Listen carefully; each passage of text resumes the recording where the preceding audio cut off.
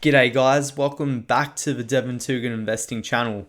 In this video, we're going to be going through a 5-step passive stock market investing strategy. However, before we go into these 5 steps, we should have a look at what is passive investing. So, passive investing is an investment strategy to maximize returns by minimizing buying and selling. Index investing is one common passive investing strategy whereby investors purchase a representative benchmark such as the S&P 500 index, and they hold it over a long time horizon.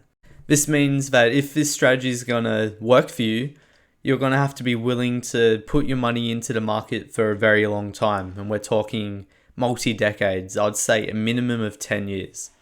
And now you're probably thinking to yourself, you're like, well, this sounds really easy, and it is. And what will I need to buy? Well, you'll need to buy ETFs, and what an ETF is short for an exchange traded fund, and it's a type of security that involves collections of securities such as stocks that often track an underlying index such as, let's say, the S&P 500, or if you're in Australia, the ASX 200. So the first step of the strategy is building out an emergency fund that can cover at least 3 to 6 months of basic living expenses. So what you need to do is you need to work out how much money you spend on basic living expenses for a 3 to 6 month period. Now, considering the times we're in, you should probably aim for the upper end of this time period. So aim for 6 months of basic living expenses. And the reason why you need this is if you lose your job, if something happens to you, if you got medical bills or anything like that, you'll need this money to cover that. And quite frankly, if you don't have enough money to cover your basic expenses for 3 to 6 months, you're not ready to invest in the stock market. Get this done first. What you need to do to get this done is try to increase your income or decrease your expenses, or do both. That's going to leave a larger remainder at the end of the month that you can put towards your emergency fund. And once you've built this out, we can move on to step 2. Step 2 is paying off all high interest debt. So I consider this debt with an interest rate of greater than 5%. I consider that high interest rate. So this means getting rid of those credit card balances and any car loans or any other loans that have an interest rate greater than 5%. The reason why you want to is this is going to eat into your returns over the long term. Let's say you can make 7 to 8% using this strategy. You don't want to get dragged down by having to pay 5% or more in debt. You know, sometimes credit cards can have interest rates of like 20%. So get rid of that damn debt.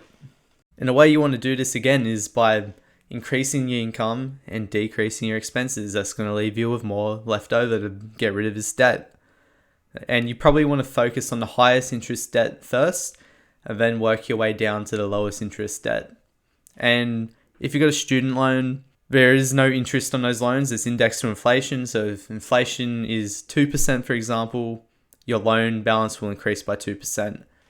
I probably wouldn't bother paying this off. Just pay the minimum for your student loans, unless you're in America or something and your loan isn't interest free. Then hammer that loan home. Get rid of it. Now, this third step, this is going to be personal to you. And what you need to do is consider what you actually want to achieve. You need to set yourself some long-term goals, and you need to set yourself some promises.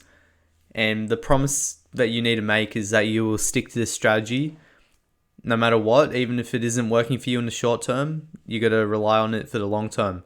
And you want to not get too short-minded, and you want to focus on the long term. But you need to consider if this strategy is right for you, which we'll get into later. Now, step 4, you need to open yourself up a brokerage account. And when you do that, there's 2 things you need to really consider. And one's the fees that you're paying. You want the fees to be low. And you also want to make sure you're going with a reputable broker that is covered by FDIC and SIPC insurance, or the equivalent of that. So if we look at this table here, we've got a bunch of different brokerage services that are available to you in Australia. We've got CommSec Pocket, NAB Trade, ANZ share trading, Westpac share trading, Stake, and Self Wealth. Now, CommSec is reasonably expensive. You'll be paying $10 per trade, or $19.95 for trades over $1,000 and up to $1,000. $10,000. And then if you want to trade with smaller amounts of money, CommSec Pocket could be a good option because it's $2 per trade for trades under $1,000. And then we have NAB Trade, which is also quite expensive at $15. And then we have ANZ and Westpac. They're both $20 per trade. I definitely wouldn't be using these guys. And then you have Stake, which is $0 per trade, but you have to pay a currency conversion fee because they only trade in the US market. So Stake might be a good one if you're interested in investing into the S&P 500, maybe SPY. And then you have Self Wealth, which is $9.95 per trade, and this is pretty reasonable. Now, in terms of insurance, I'm going to leave you to do your own research on that. But I can tell you that at least the main big four banks, if they go under, your shares will be safe. You're not going to lose. Well, as long as what you invest in doesn't go bankrupt, you're not going to lose your money. However, these big four banks, if you trade under their sort of platform and the brokerage itself goes bust, the shares are going to be in your name and you're going to be able to just transfer those shares into a different account using a different service. So we're on to step 5. Now it's time to invest. So how will you do it? Well, you're going to adopt something called the dollar cost averaging strategy. And this is when you designate a dollar amount and a time interval where you will invest and stick to this no matter what. For example, an example of dollar cost averaging would be putting aside $100 a week to invest into ETFs at the end of each month. I will persist with this strategy until I achieve what I wanted from step 3. Remember how we decided to create some goals? Well, you'll keep doing it until you achieve those goals. Now, the important thing about the dollar cost averaging strategy is that you're consistent and you keep doing it no matter what, and you keep contributing at a consistent time frame each month or each week or each quarter or whatever you designate, but it has to be consistent. So you're probably thinking, hey, I've just been given this 5-step strategy, but what will I actually put my money into? So let's go through some examples of ETFs that you could invest in to fulfill this strategy. So the first ETF is VAS. So this is Vanguard's Australian Shares Index ETF, and this seeks to track the return of the ASX 300 index. So if we look here, you can see that this index will track the largest 300 companies in Australia. So you're going to be investing into companies such as CSL, Commonwealth Bank, BHP, Westpac. So you can see a lot of banks. You can see a bit of mining. You can see a bit of pharmaceuticals. You can also see we've got our supermarkets such as Woolworths and Wesfarmers. You see telecommunications with Telstra. So it's pretty much banks, mining, and consumer staples. And if you believe this will do well over the next, say, 30, 40 years, well, this might be a good option for you. Now, if you don't think Australia is going to do too well over the next 20, 30, 40 years, well, there's always IOO, which is iShares.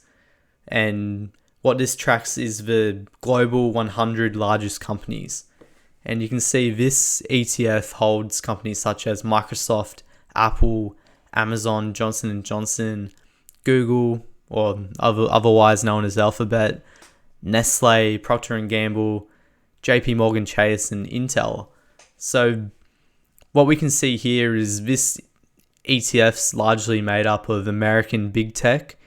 We also got some American sort of consumer staples in Johnson & Johnson and Procter & Gamble. We've got a large bank, we've got semiconductors, and we've got consumer staples. So this could be a good option if you're more bullish on, let's say, the global businesses rather than just the Australian businesses. Now let's have a look at the kind of returns you can expect by implementing this strategy. So this here shows us the Australian market returns over the last 120 years. And you can see on average, you would have returned 13.1% per year. And you can see as we go through most of the years, we're in the green, where we're making money. And then, I'd say roughly about 20% of the time are down years and we're in the red. But over the long term, you can see that we're going up more than we're going down. And on average, we're going up 13.1% per year. And this will compound over a long time, and you're going to end up quite wealthy if you stick by this strategy. Look, you're not going to get rich overnight, but over time, if you've got a long enough runway, you will become quite wealthy by following the strategy. But yeah, you can see even 2008, down 40% that year. But it doesn't matter because you could just see that as a buying opportunity. If you're in this for the long term, you want to buy your shares at a cheaper price. As if it goes up, just think of it as taking away from your future returns. And I think this graph here of the S&P 500 historical returns also illustrates that point of, you can buy here, then buy here, and then you might buy the top. But if you got a long mindset and, it drops all the way down here, you can buy here, and then ride it on the back all the way up and collect your dividends at the same time. But, you can see the common trend over the long term is up. And if you had bought down here and then, held on, and let's say you're an old person now, and, you could sell up here and you're up, 30x or more. It's quite insane what you can do over the long term. And then if we can see here, this shows your potential long-term returns. So what we're going to assume is you invest $200 per week for 40 years and gain an 8% average yearly return. You can see that over that 40 years, you would have invested $416,000. You would have made $2.6 million, and then all up in your account, you will have $3 million left over. And you can see the curve of this graph. It starts off kind of slow, but as your runway gets longer, because this is an exponential curve, you're gonna make the majority of your money on these last few years, which is pretty crazy. That's why you want to be in it for the long term. So let's have a look at the pros and cons of passive investing. So the pros are you're going to be widely diversified, although in some ways you could say it's a con as well, because you're going to own the good stocks, you're going to own the average stocks, and you're also going to own the bad stocks too. Whereas, if you were active investing in selecting stocks, well, at least you got a chance at picking only the good ones. The pros is, you're going to get an average market return, and you're probably finding what's this guy on about? He's got this as a con as well. Well, the average market return's good. If you're in this game for long enough, you're going to make a lot of money. But let's say you don't have the 40 years, or you don't want to wait that long to get rich. Well, this probably isn't the strategy for you. So that could be a con. The pros, I guess the fees are low. You don't have to have any knowledge of what you're doing. All you have to do is invest the same amount at the same time frame, and you just need to remain consistent. So it's really easy, honestly, as long as you can remain consistent. It's good also if you have no interest in investing or learning how to invest. You don't really need to know anything to implement this strategy. But what you do have to be is extremely disciplined, and you really just need to follow the strategy and remove emotions. And overall, I would say this is great for the average person. So if we look here, the cons, it only works if you have a long-term mindset. As we mentioned before, it requires consistency. Successfully using an active strategy can produce greater returns, but I guess at the same time, if you're a bad active investor, it might produce worse returns. You got to look at yourself and say, hey, am I willing to really put the time into learning an active strategy? And if the answer is no, passive investing is probably a better option. And then again, what if the market goes sideways for decades? Well, this is a possibility, and passive investing won't protect you from this. Will it go sideways for decades? Well, it's happened before. It's unlikely, but it has happened before. So you got to be prepared for that.